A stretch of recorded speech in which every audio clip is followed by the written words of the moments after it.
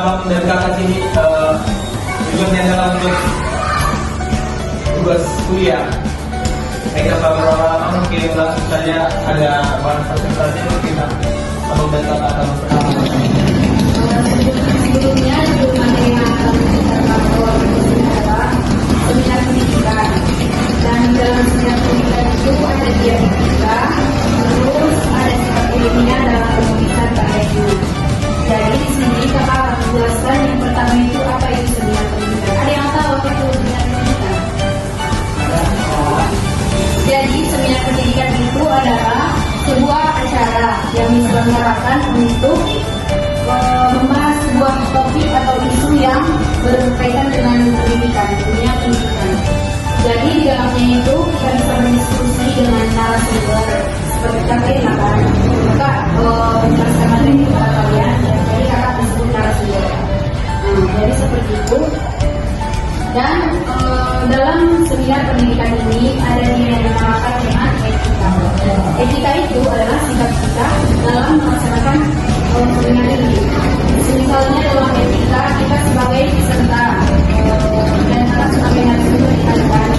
Jadi kalian itu harus sikap menghargai materi yang ada di depan, serta misalnya kalian mempunyai pertanyaan, kalian itu mempunyai pertanyaan, tanyalah yang sesuai dengan materi yang disampaikan oleh si narasumber.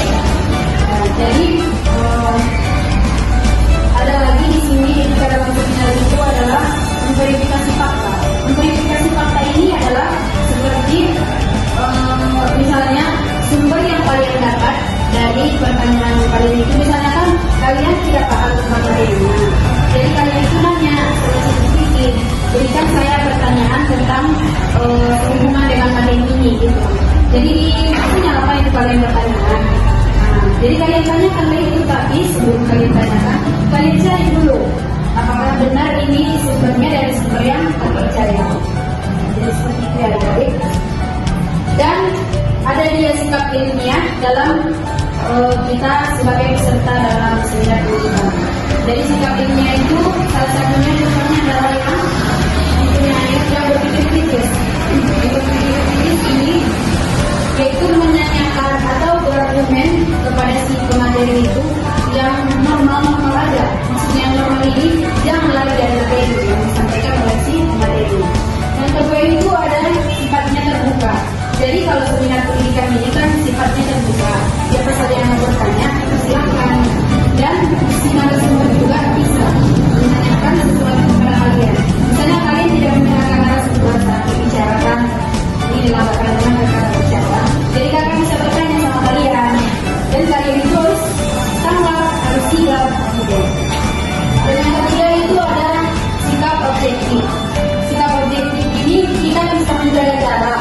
Menjaga jarak itu dalam artian misalnya kalian ada teman yang dekatkan inilah seperti yang misalnya.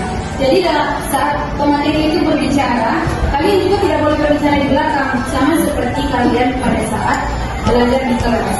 Kalau gurunya menerangkan, kalian itu tidak boleh juga berbicara di belakang. Jadi kira-kira seperti itu dari yang dapat saya sampaikan tentang sikap ilmiah dalam seminar. Mungkin untuk sekian yang saya sampaikan, saya kembalikan kepada moderator. Oke, baik abang lanjutannya. Semangat ya. Jadi abang lanjutkan tentang struktur karya dunia pendidikan. Ada yang tahu struktur apa? Jadi struktur itu adalah tingkatan atau step by step bagaimana tentang penulisan tentang karya ilmiah pendidikan. Oke, yang pertama introduction atau undangan tentang apa yang ingin dibicarakan tentang karya ilmiah. Terusnya literatur, ada yang tahu? Literatur itu adalah mencari informasi dengan cara membaca atau mencari tahu informasi. Oke. Seterusnya adalah atau metode tentang bagaimana cara pengerjaan karya ilmiah tersebut. Selanjutnya adalah diskusi. Pasti tahu semua ya diskusi antara para pakar-pakar, mungkin sudah pada paham ya. Oke. I just had to let you know you're